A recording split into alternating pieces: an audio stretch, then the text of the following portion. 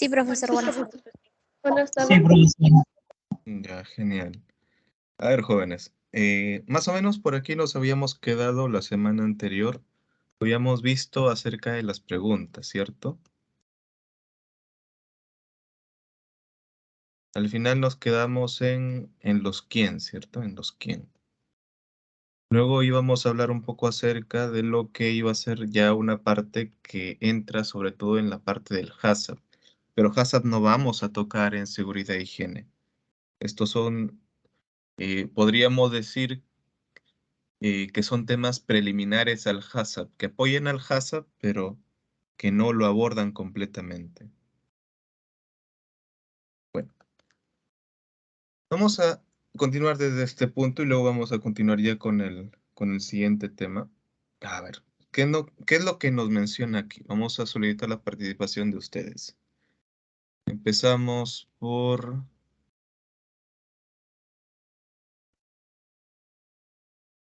Anayeli.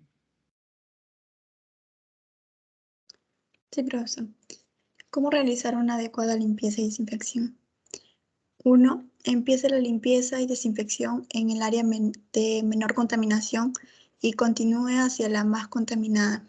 2. Realícela de arriba hacia abajo y desde adentro hacia afuera. Y 3. Controle la concentración del desinfectante mediante métodos confiables.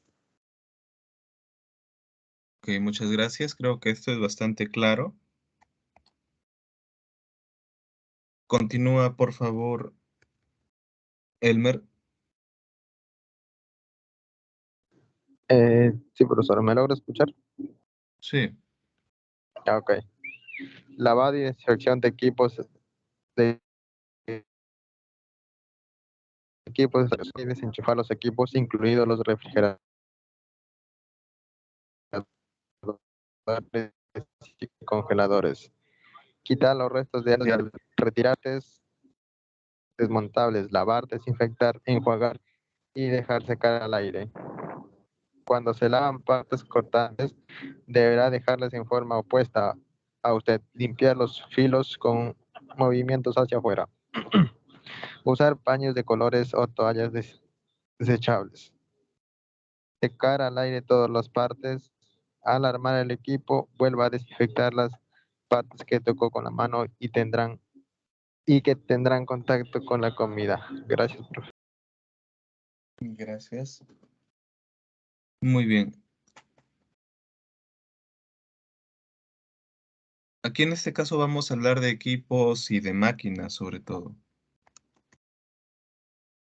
También se pueden lavar algunos materiales o utensilios, incluso también los mismos instrumentos o artículos de limpieza se deben higienizar.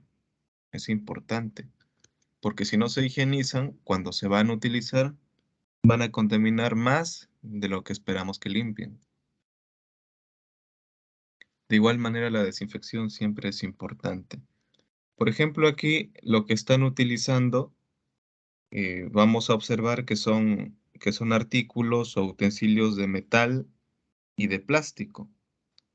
En una tina plástica donde se está utilizando una solución de yodo. ¿Y por qué se podría decir que es de yodo? Podría entenderse por la coloración que tiene. Se podría entender de esa manera.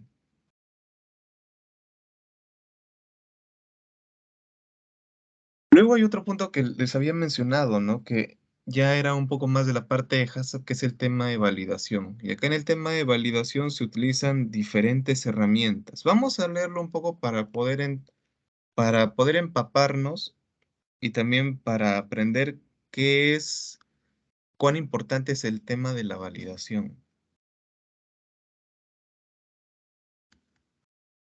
Continúa, Ereni. Sí, profesor. Validación. Antes de la operación, la obtención de pruebas que demuestren que una medida de control o combinación de medidas de control, si se aplican debidamente, es capaz de controlar el peligro. Es un resultado específico. Etapas del proceso de validación.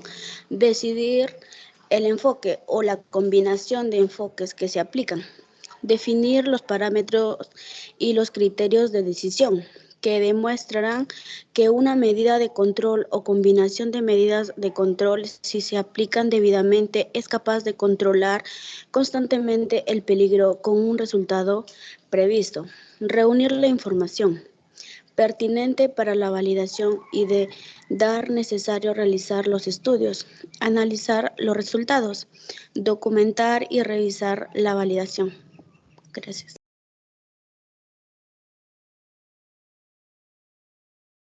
Ok, gracias. ¿Y en qué a ver, qué es lo que nos menciona esto de la validación, no? Para explicarlo en términos más sencillos, vamos a explicarlo con un ejemplo bastante fácil, bastante simple. ¿Ustedes saben preparar arroz? Sí, profesor. Profesor. Sí, profesor. Ok, muy bien. Entonces, bueno, como todos saben preparar arroz, incluso podrían mencionar cuál es la secuencia de la preparación del arroz. Entonces, nosotros, ¿qué es lo que haríamos? Cada uno puede preparar el arroz a su modo, agregarle uno o más ingredientes. Sin embargo, cuando uno estandariza un proceso, no va a estar consultándole a una u otra persona cómo es que lo va a realizar, sino que todo ya tiene que estar determinado, especificado y secuenciado. Todo tiene que estar ya listo simplemente para poder seguir los pasos, seguir el procedimiento. Y esto mucho recuerda a lo que es el POES, porque vamos a hablar de procedimientos nuevamente. Entonces, ¿qué es la validación? La validación es poder proponer un procedimiento, en este caso, si hablamos de higienización, un procedimiento de higiene, y a través de un control, a través de una herramienta, podríamos decir un instrumento de medición, se va a determinar si ese procedimiento verdaderamente higieniza una superficie, higieniza las manos, podríamos decir eso, higieniza la indumentaria o higieniza cualquier otra superficie de importancia para el procesamiento de alimentos.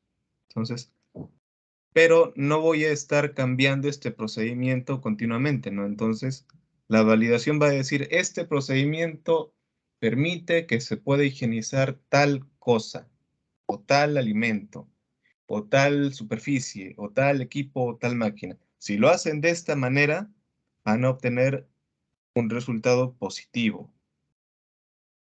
Van a obtener, y luego ya lo vamos a ver, el tema de la cantidad de microorganismos. Van a poder obtener cero cantidad de UFC de tal microorganismo, van a obtener menos del límite permitido de microorganismos de tal. Entonces, pero se mide. Puede ser una medición, como acá se observaba un instrumento, ¿no? Puedo utilizar un instrumento, se puede utilizar también métodos microbiológicos para poder determinar si verdaderamente el procedimiento está validado o no. Y la pregunta sería, ¿el procedimiento al ser validado quiere decir que nunca va a cambiar? No. Puede cambiarse, pero no cambiarse porque uno quiera, sino cambiarse en función, de repente, si hablamos de políticas de empresa, en función a los costes o costos, cuánto cuesta. O también se cambiará en función de obtener algo mucho más eficiente, un procedimiento mucho más eficiente. ¿Se entendió aquí cuando se habló de validación? Sí, profesor. Sí, profesor. Sí, profesor. Ok. Muy bien, continuemos. Y acá habla de vigilancia. Ese es otro punto también que tiene que ver con el HACCP, pero igual lo vamos a hablar un poquito para poder entender también la importancia, ¿no? Porque si bien hay herramientas HACCP, también esto parte de las POEs, pero nuevamente regresa a las POEs para poder mejorarlas. A ver, vamos a ver quién está aquí. A ver, Flavia, lee, por favor.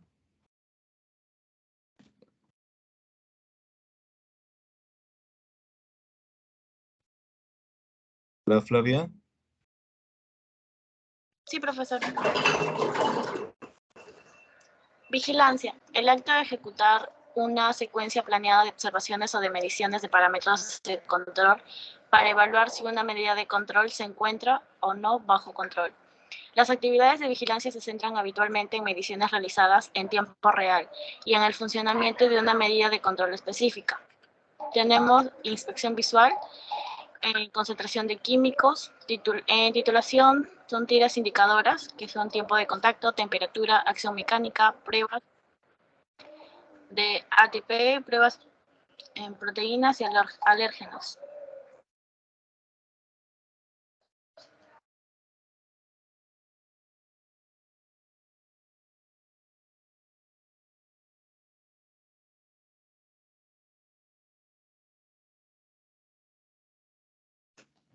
Ok, muchas gracias. Muchas gracias.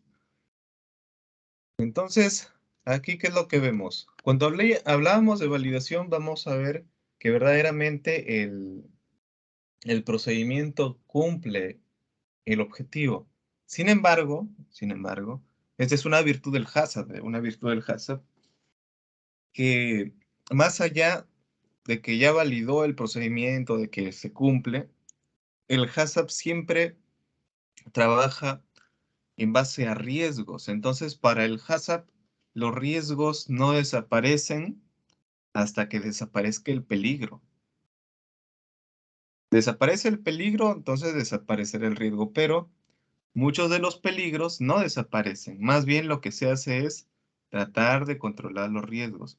Por esa razón, en base a esa filosofía de que el peligro no desaparece, entonces el riesgo permanece, entonces se mencionará que se necesita una vigilancia, porque a pesar de poder validar un procedimiento, siempre es posible, es probable, las probabilidades nunca son cero, siempre es probable que pueda darse por ahí una desviación y se pueda dar una contaminación. Por esa razón, ahí mencionaba tiempo real, ¿no? Entonces,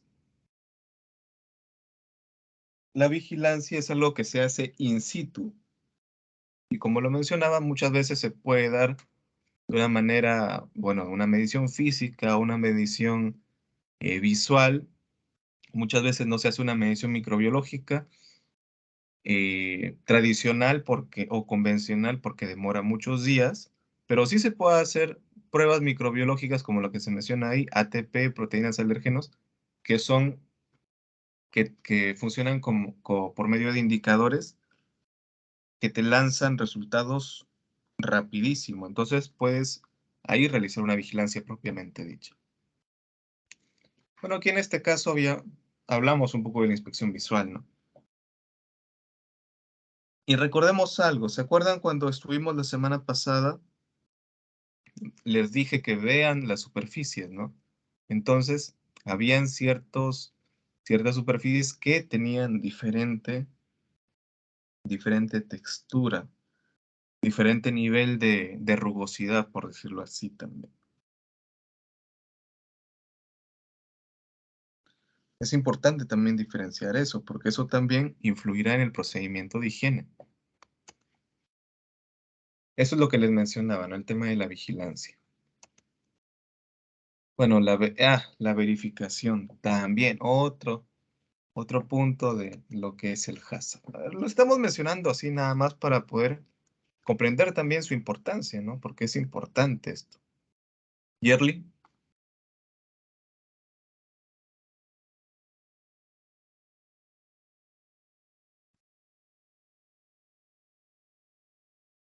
Sí, profesor.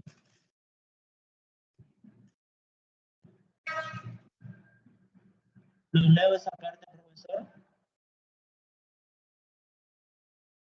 Profesor. Sí. De parte de verificación.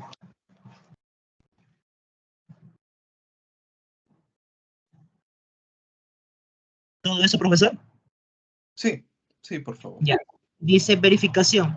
Después de la operación, la aplicación de métodos, procedimientos, pruebas y otras evaluaciones, además de la vigilancia para determinar si una medida de control está funcionando de la manera prevista. Demuestra y documenta que la vigilancia funciona. Programa y frecuencia establecida. Prueba de monitoreo rápido ATP.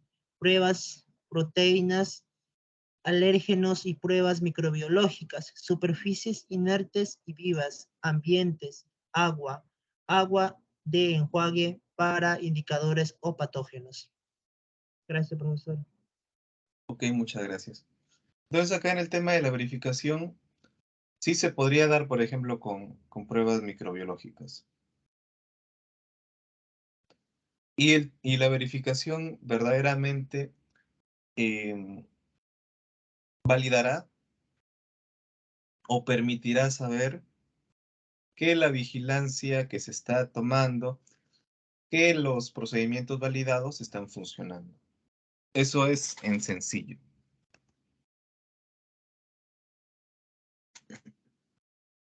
Hola, Joana. Monitoreo ambiental. Proceso sistemático que le permite visualizar el potencial de que organismos patógenos o contaminantes se puedan propagar y alcanzar áreas críticas. Siguiendo la información se puede detectar y corregir. Determinar las áreas de muestreo de acuerdo a los requerimientos higiénicos y al riesgo microbiológico.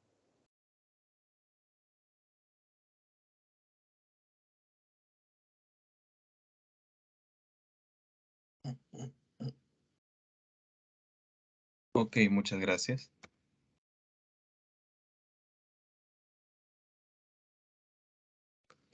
Bueno, aquí se puede observar algunas partes de un, podríamos decirlo, bueno, se habla de un mixer, ¿no? De una mezcladora.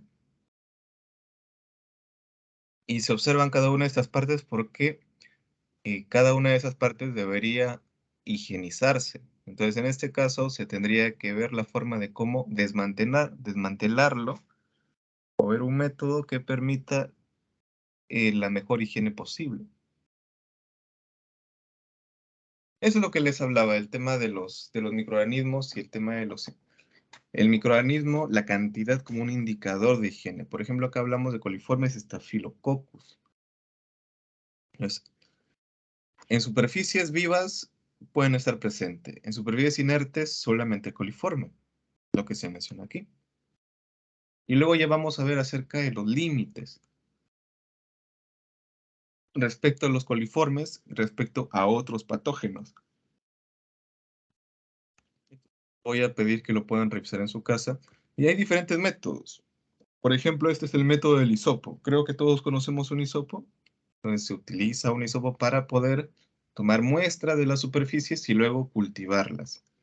El tema de cultivar una muestra quiere decir que se va a colocar esta muestra posiblemente a través de una superficie, de un medio acuoso, para poder desprender la mayor cantidad de muestras de microorganismos que se ha podido obtener del hisopo, o en este caso también de la esponja, y se le va a añadir una sustancia nutritiva para que pueda crecer y poder observar y poder determinar cuántas unidades formadoras de colonias se puede obtener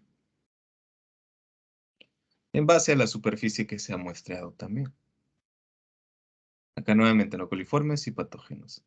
Método del enjuague, igual. Acá en el tema del enjuague podemos utilizar superficies vivas, por ejemplo las manos, o también otro tipo de superficies.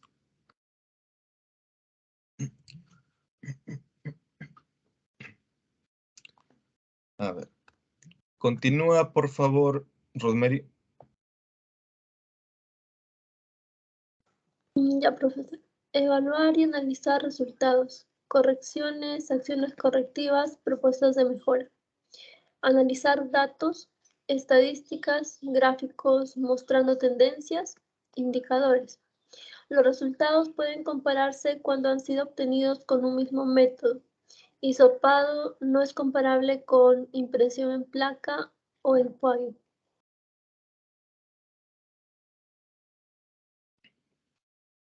Ok, muchas gracias. Entonces, todos estos métodos nos ayudan a poder evaluar, analizar los resultados para tomar las mejores decisiones.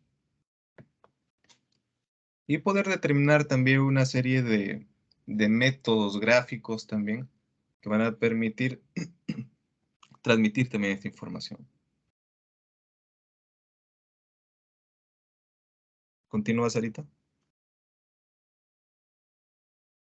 Indicador, ejemplo, objetivo, reducir el porcentaje de superficies inertes no conformes en los análisis de microorganismos. Meta,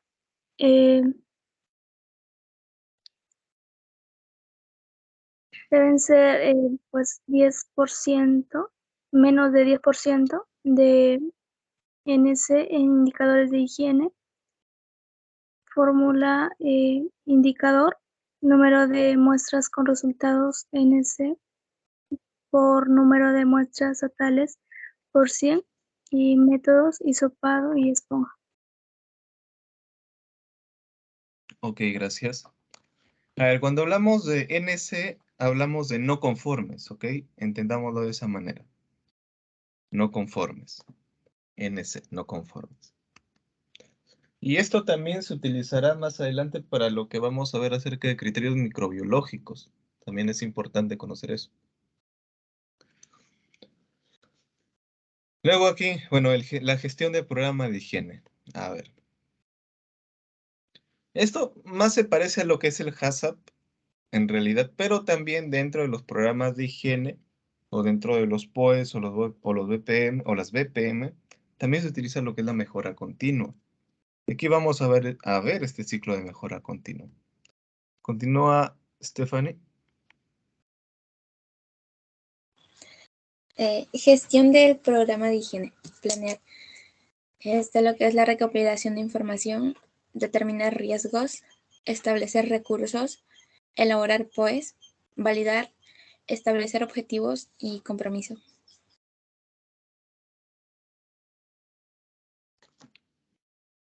Gracias.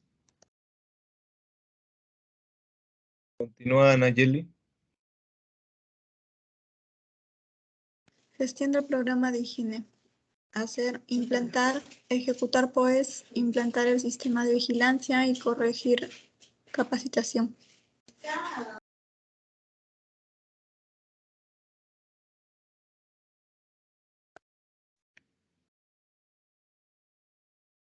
Gracias.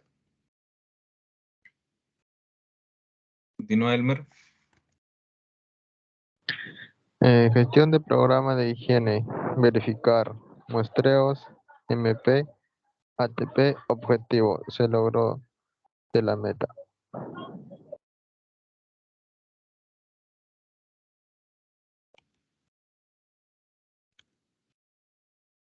Gracias. Continúa, Ereni. Gestión del programa de higiene. Actuar. Acciones correctivas, análisis de causa, revisar procedimientos, revalidar.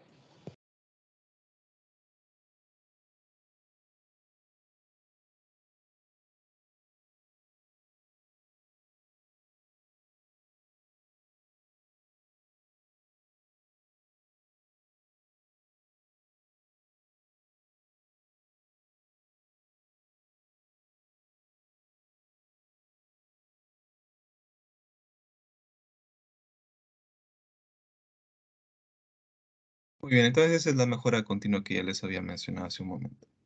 Planear, hacer, verificar y actuar. Esto tiene bastante incidencia con como ya les mencionaba, con el tema de HACCP, pero también es importante para las BPMs. Como les digo, no siempre se van a mantener los mismos procedimientos o no se siguen los mismos procedimientos en todos los lugares o en todas las fábricas. Siempre hay algo que se modifica para poder obtener más eficiencia, o simplemente porque hay cambios también, porque no todos los lugares son iguales, no todas las fábricas son iguales. Asimismo, no todos los productos son iguales. ¿Listo, jóvenes? Ahora sí, continuemos con el tema ya propiamente del día de hoy. Vamos a hablar un poco acerca de control de materias primas. Este tema es un poco más liviano. Es un poquito más liviano porque acá se ve de una forma un poco más general. Nosotros vamos a tocar, vamos a observar, vamos a rescatar algunas partes del material que tenemos aquí. Porque no todos se aplican para lo que son granos y tubérculos. A ver, pero ya luego sí que es importantísimo de todas maneras. Flavia, por favor. Sí, profesor. Selección de proveedores. Trabajar con proveedores que ofrezcan productos de buena calidad. Llevar un registro de los proveedores seleccionados. Programar la recepción de los productos durante las horas de baja actividad para tener tiempo de revisar.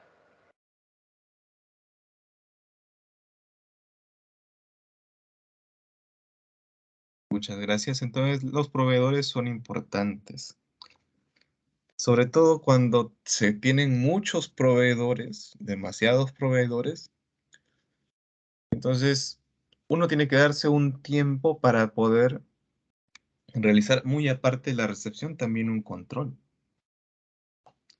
Un control de lo que va a ingresar. Y cómo está ingresando.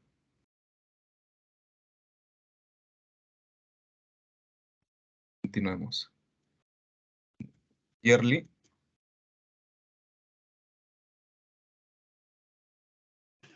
Sí, profesor. Dice recepción y control de envases, empaques y embalajes de alimentos. Recomendaciones. Los envases, embalajes o empaques deberán ser transportados o almacenados alejados de productos químicos. Deberán de ser debidamente higienizados antes de ser utilizados. Deben ser primer uso. Las tintas utilizadas en los envases, embalajes o empaques deberán de ser de régimen y alimentario. Contar con la ficha técnica de los envases, embalajes y empaques adquiridos. Gracias, profesor. Muchas gracias. Aquí en este punto vamos a hacer un pequeño paréntesis para poder hacer un recordar de los productos de granos y tubérculos que nosotros conocemos y cuáles son sus presentaciones. Ok, a ver, vamos a detenernos un minuto para pensar. Un minuto para pensar y luego voy a ir preguntando. ¿Está bien?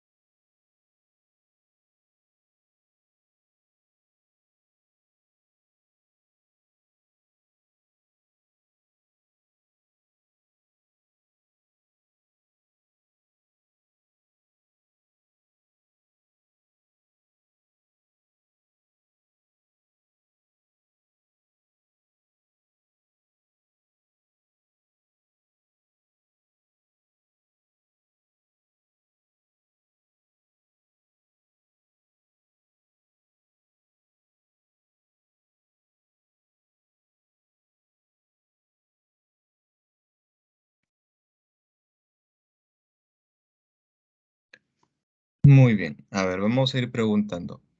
A ver, Joana, mencióname 3 productos de granos y tubérculos y menciona sus empaques o envases.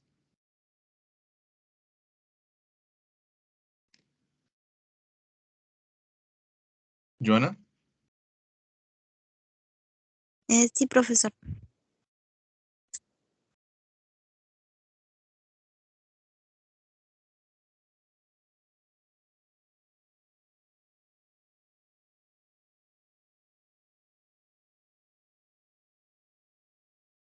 Los demás vayan pensando también, por favor.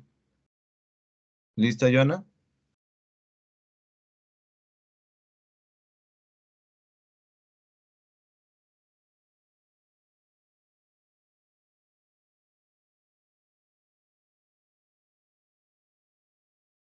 Hola. A ver, continuemos. Rosemary, por favor. Igual 3 productos, profesor. Sí, 3 productos, sus empaques. Ya. A ver, primero las galletas, que bueno, son empacadas en bolsitas. También están lo que son las harinas. También se empacan en bolsas. Bueno, no sé exactamente de qué material, pero es distinto al material de las galletas, ¿no? Y también los fideos, también que tienen un distinto empaque que es también una bolsa. Ok, muchas gracias. A ver, uno más. Sarita.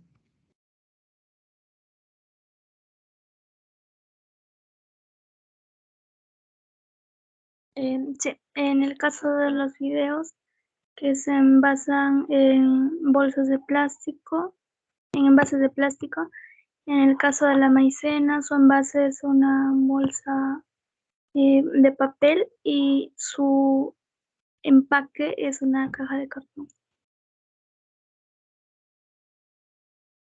Ya, muchas gracias. Bueno, entonces sus compañeras han mencionado algunos ejemplos. A ver, les explico un poco. Cuando hablamos de envases, embalajes, empaques, bueno, empaques podríamos decirlo que son todos. Podríamos decir que todos son empaques, podríamos decirlo así. Pero muy específicamente cuando hablamos de envases, vamos a hablar del material que protege al producto, pero que está en contacto directo con él. Cuando hablamos de embalajes, hablaremos también de un material que protege al producto, pero no está en contacto directo con él. Así lo vamos a entender. Ahora, hay algo muy importante en el caso de los productos de granos y tubérculos, que generalmente lo relacionamos con productos secos, generalmente, cuando ya son productos terminados. Por esa razón es que trabajamos con bolsas de diferentes materiales, ya sean plásticos, ya sean metalizados o ya sean bolsas mixtas de materiales mixtos, que puede ser papel, plástico, que puede ser plástico, papel eh, y metal, pues, láminas metálicas, o puede ser eh, plástico y láminas metálicas, o solamente cartón o cartón plastificado. Bueno, se pueden utilizar diversas cosas.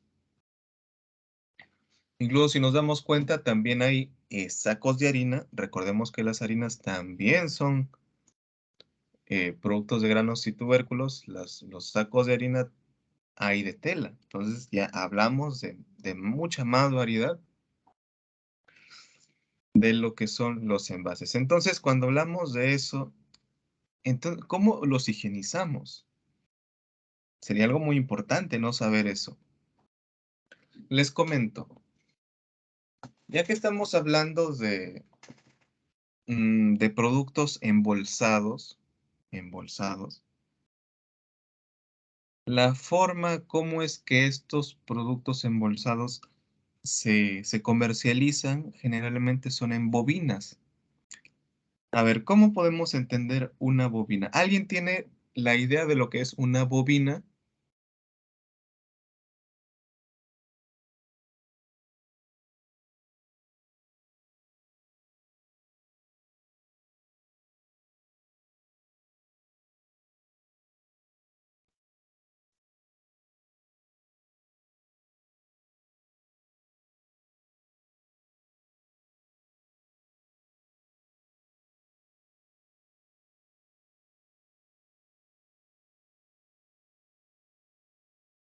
¿Estamos ahí? Hola.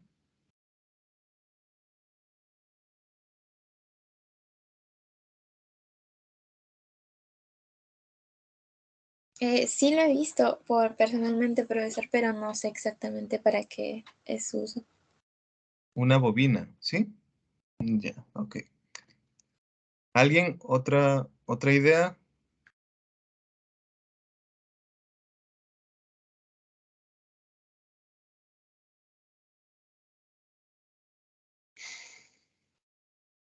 Hola.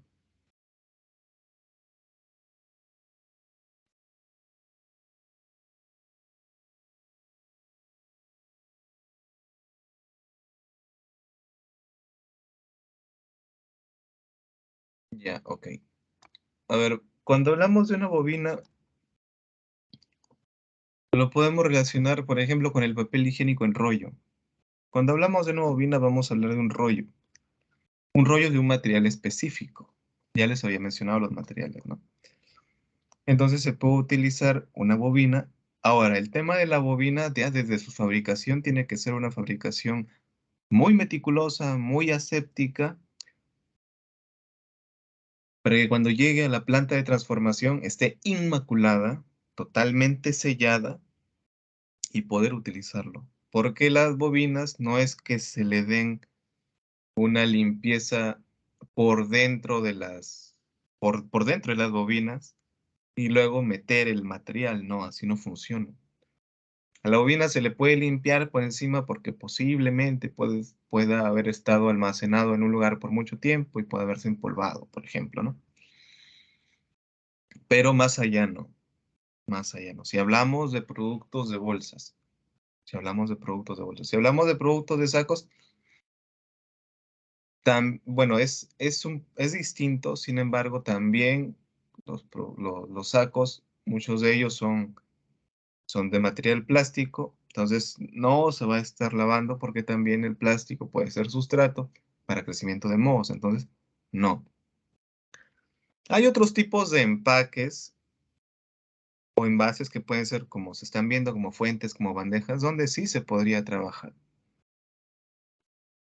con algún tipo de higienizante, aunque incluso así no debería darse. No debería darse una higienización de esa manera, salvo que sean ciertos materiales reusables, ya sean latas o ya sean vidrios. En otros casos, no se aconseja, no se aconseja. Sobre todo las partes que van a entrar en contacto con el alimento. Recordemos que es un alimento seco, por lo general. Continuamos. ¿Dónde nos quedamos? En Sarita, ¿no? Stephanie. Recepción y control de alimentos. La recepción de las carnes debe ser durante las primeras horas de la mañana. El personal encargado de la recepción de la materia prima deberá estar capacitado para supervisar el control de operaciones en toda la cadena alimentaria. La materia prima debe de ser recepcionada y colocada en recipientes previamente desinfectados por el propio establecimiento. No aceptar cajones dañados, que goteen o latas golpeadas. Ok, gracias.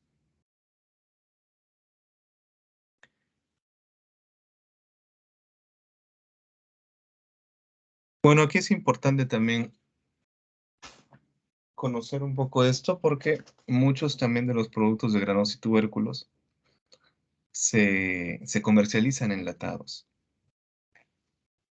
Entonces van a necesitar también latas.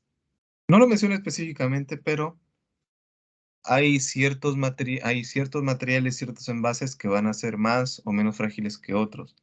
Entonces, ¿a qué conclusión podríamos llegar? Que ya sea envases o ya sea producto terminado, tiene que tratarse con mucho cuidado cada uno de esos productos, porque las mermas por daño mecánico son cuantiosas en la fabricación de alimentos. Bueno, aquí, por ejemplo, vamos a ver poco de lo que es pescado no nos compete. Mariscos tampoco nos compete. Carne tampoco nos compete. Aves tampoco. Estos son cárnicos, más que nada. Lácteos. Frutas y vegetales frescos.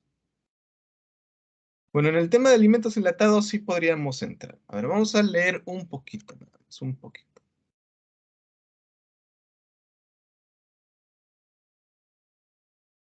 Anayeli.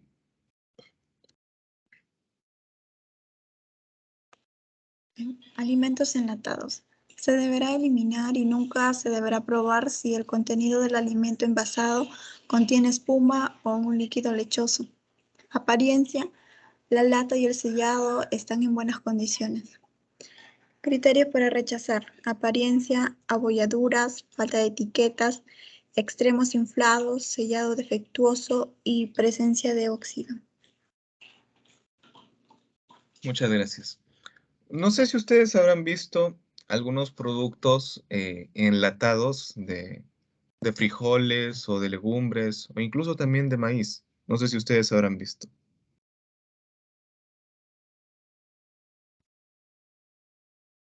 Hola. Por mi parte. Ya, ok. Ok, entendido.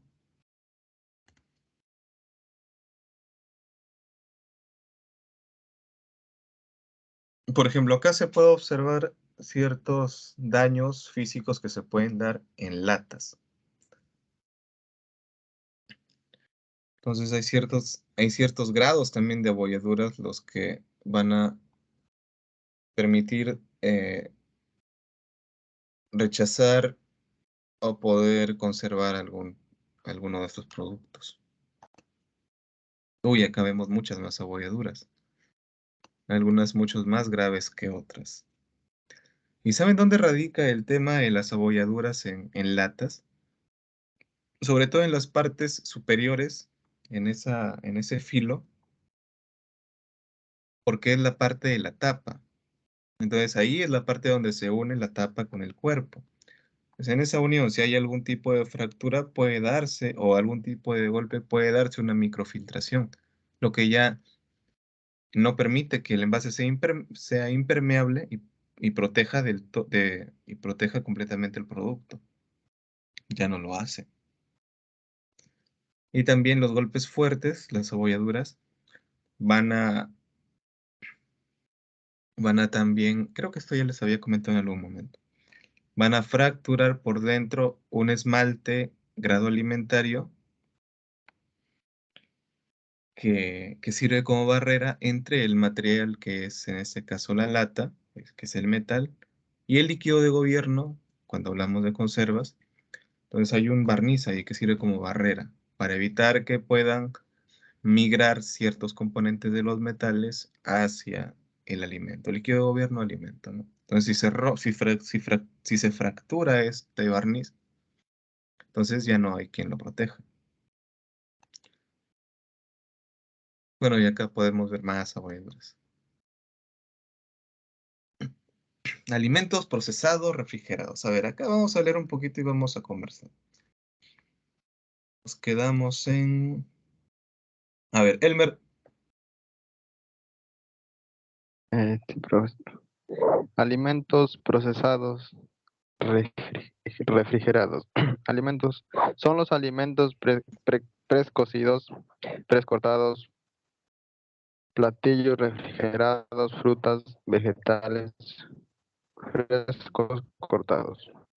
Se debe recibir a una temperatura menor de 5 grados centígrados o más fríos. Criterio para aceptar: análisis sensorial, apariencia, empaque intacto y en buena condición. Criterio para rechazar: apariencia, paquetes o con fecha vencida. Gracias. Ok, gracias. Entonces, cuando hablamos de alimentos refrigerados, generalmente son alimentos que solamente se les ha dado un tratamiento térmico. Y los envases que se utilizan son envases bastante rudimentarios. Incluso el tratamiento térmico no es un tratamiento térmico muy alto, sino es un tratamiento térmico moderado. Y y eso que a veces se les da tratamiento térmico. Hay otros productos que no.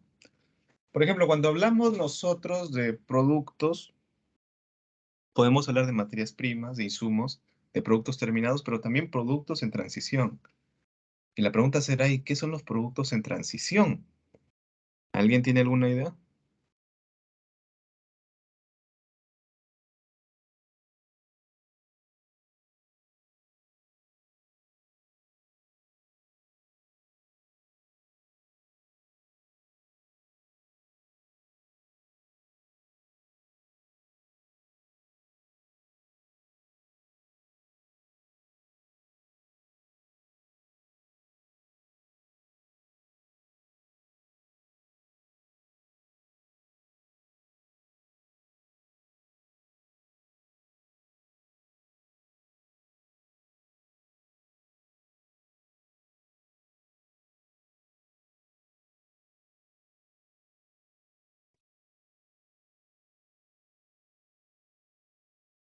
Hola.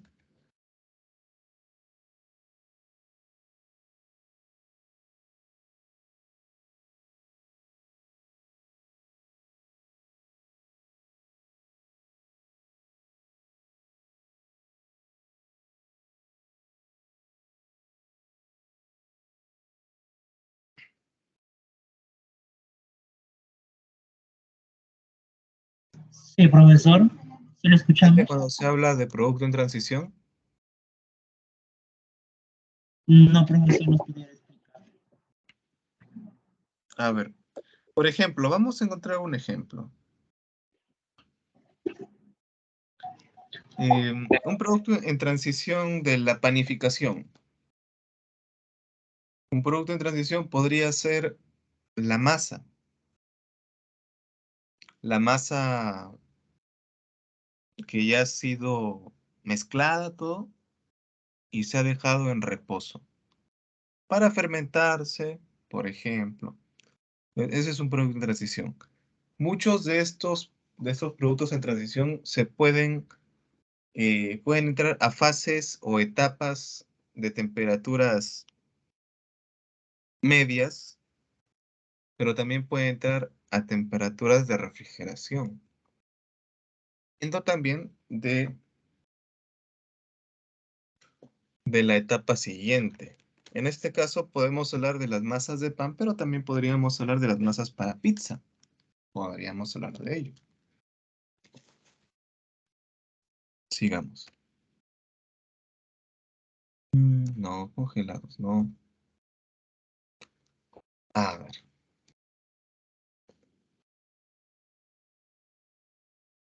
¿Continúas ahorita? Almacenamiento de alimentos. Almacenamiento de productos perecibles. Consideraciones a tener en cuenta. Contar con termómetros visibles y con calibración periódica. Hay patrón. Limpieza y desinfección continua. Separados los alimentos de origen animal y vegetal, fraccionados. Almacenamiento en frío o caliente. Refrigeración de una temperatura entre 0 a 5 grados Celsius. Congelación es menor a 18 grados Celsius. Controlar, verificar y registrar. Gracias. Entonces, cuando hablamos de productos perecibles, bueno, en los alimentos se conocen productos perecibles y no perecibles. Los perecibles generalmente se les asocia con productos frescos o productos refrigerados. Y los no perecibles generalmente son los productos secos, pero eso no quiere decir que sean no perecibles tal cual. Hay que tener en cuenta eso. Entonces, los granos y tubérculos, por su naturaleza, se podrían encontrar en ambos lados en realidad, porque cuando hablamos de legumbres, cuando hablamos de cereales, si es que no se les ha dado un buen tratamiento de higienización, su periodo de vida útil va a ser muy bajo. Y si hablamos, por ejemplo, de tubérculos, de igual manera, pero los tubérculos van a ser mucho más sensibles que los granos, cereales, legumbres. ¿Por qué? Ya habíamos hablado, creo que anteriormente, de esto por el porcentaje de humedad. Entonces, esto es lo que nos interesa también bastante. Entonces, en el caso de los perecibles, si hablamos de perecibles, podríamos situar aquí un poco más al tema de lo que son los tubérculos. Podrían estar un poco más relacionados a los perecibles. Sin embargo, si le damos las condiciones óptimas, pueden tener una mayor vida útil que los vegetales que conocemos normalmente. Porque ellos sí se deshidratan mucho más y además su propia fisiología permite que se deterioren más. Los tubérculos tienen mucho más, bueno, vamos a decirlo, mucho menos actividad respiratoria y por eso también se deterioran mucho más lento, con mucha más lentitud. Continúa, Ereni. Almacenamiento de productos no perecibles. Estiva de productos no perecibles. La estiva debe mantener al menos los siguientes espacios libres. Espacio libre al piso, tarimas, parihuelas, estantes, 0.20 metros. Espacio libre de techo, no menor a 0.6 metros. Espacio libre entre filas de rumbas, no menor a 0.5 milímetros. Espacio libre entre rumbas y pared, no menor a 0.5.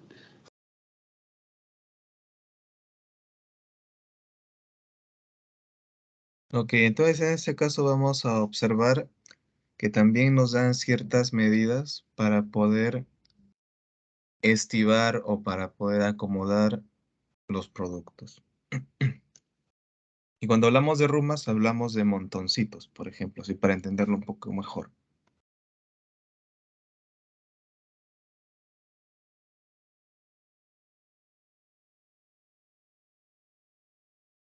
Continúa.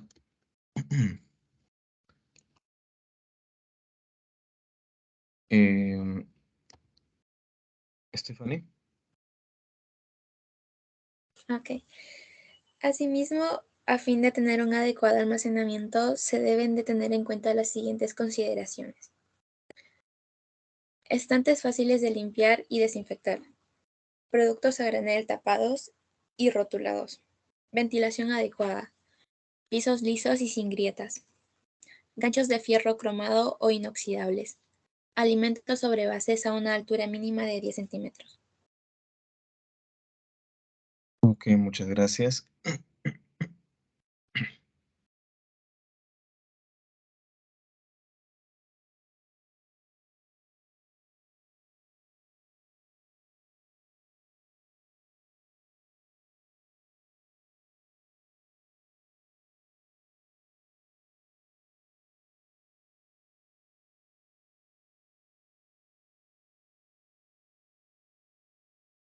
Mary, continúa. Distribución de alimentos. Se deben considerar las siguientes recomendaciones. Los alimentos deben transportarse protegidos de toda posible contaminación y de daños que puedan ocasionar defectos en el producto. La distribución debe cumplir con los estándares de calidad, higiene y saneamiento. Los vehículos que transportan alimentos o materias primas deben ser construidos de materiales de fácil limpieza y desinfección. Evitar la contaminación cruzada con el intercambio de alimentos en posible riesgo. Verificar las temperaturas de congelación o refrigeración según sea el caso y mantener un buen estado de higiene y limpieza durante el transporte. Muchas gracias.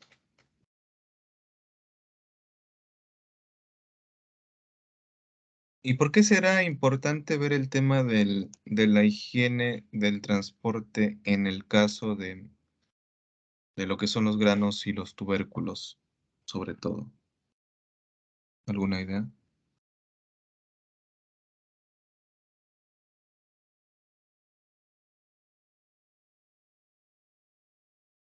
Adelante.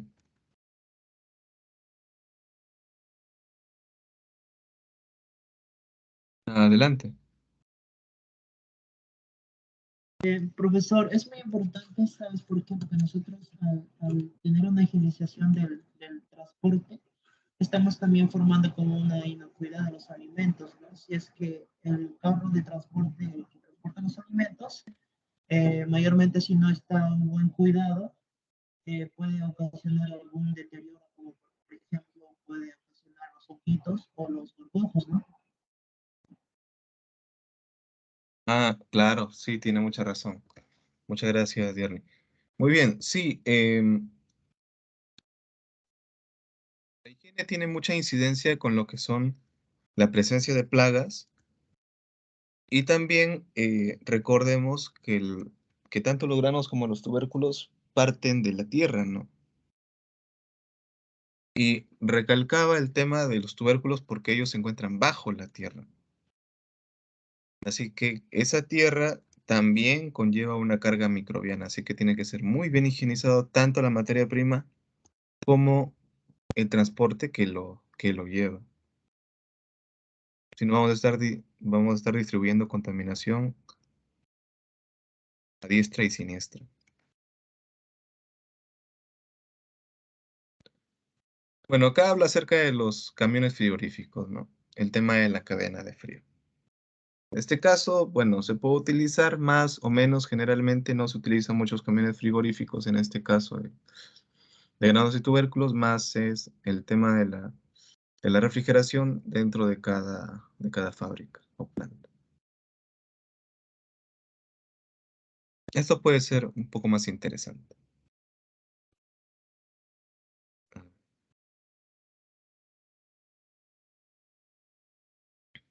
Continúa Elmer.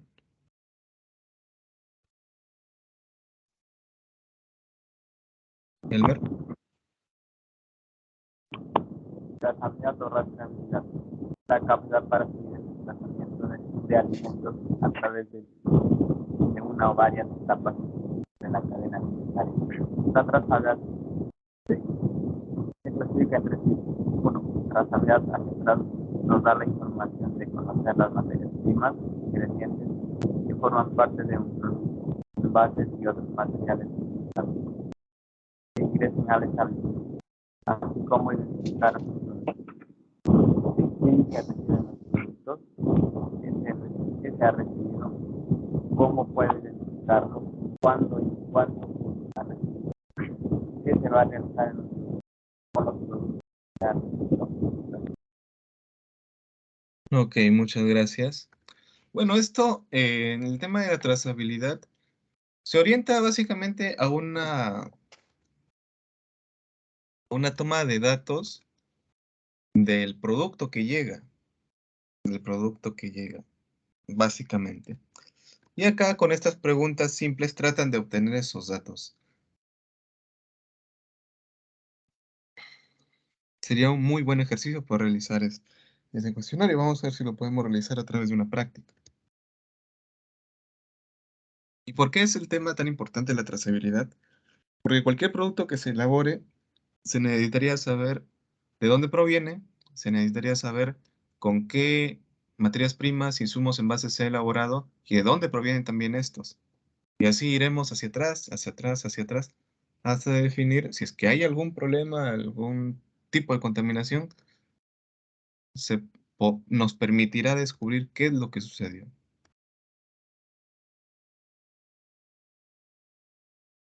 Flavia,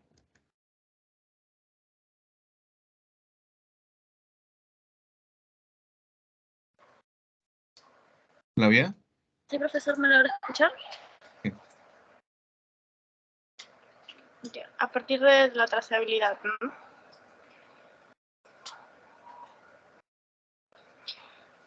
La trazabilidad interna del proceso permite hacer un seguimiento de los productos procesados en el establecimiento y conocer sus características, tratamientos recibidos y circunstancias a las que han estado expuestos. Se preguntan qué es lo que se crea, a partir de qué se crea, se elabora, cuándo y cuánto se ha elaborado y cómo lo identifico. Ok, gracias. Bueno, esto explica también lo que habíamos leído un poco antes, pero añadir el tema de cómo lo identifico. No es que le vayamos a colocar a toda una marca o un color, que puede utilizarse, sí, pero la identificación se ha estandarizado tanto y también se ha diversificado tanto, es un poco paradójico esto, que cada empresa tiene una forma de identificar un producto, ya sea por números, por letras, por un código alfanumérico, para poder determinar cuándo se elaboró, dónde se elaboró y qué se elaboró.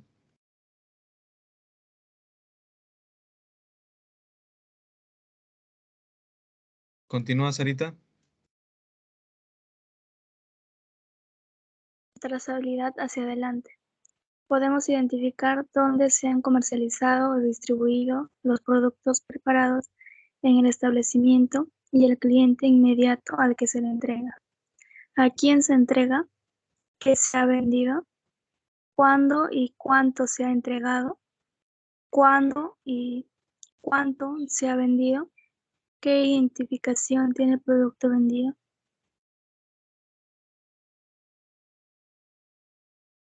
Por ejemplo, acá también hay una trazabilidad muy interesante. Sin embargo, si hablamos de un expendio, por ejemplo, de pan, ¿no? Imaginemos una panadería. El poder identificar a quién se le vendió va a ser complicado. Pero si, por ejemplo, hablamos de como fábrica, como planta, ya hablamos de clientes. Por eso aquí habla mucho de cliente, porque el cliente tú lo conoces, tú sabes dónde encontrarlo. Entonces, podemos hablar de clientes o podemos hablar de consumidor final. Aquí, más cuando hablamos de una trazabilidad hacia adelante, vamos a orientarnos más por el tema de clientes, porque de ellos sí vamos a tener sus datos. De los consumidores finales, muchas veces no. Generalmente no. Los jóvenes, esto es lo que quería mostrarles el día de hoy. Aquí estamos terminando esta sesión. Si hubiese de repente alguna pregunta, adelante.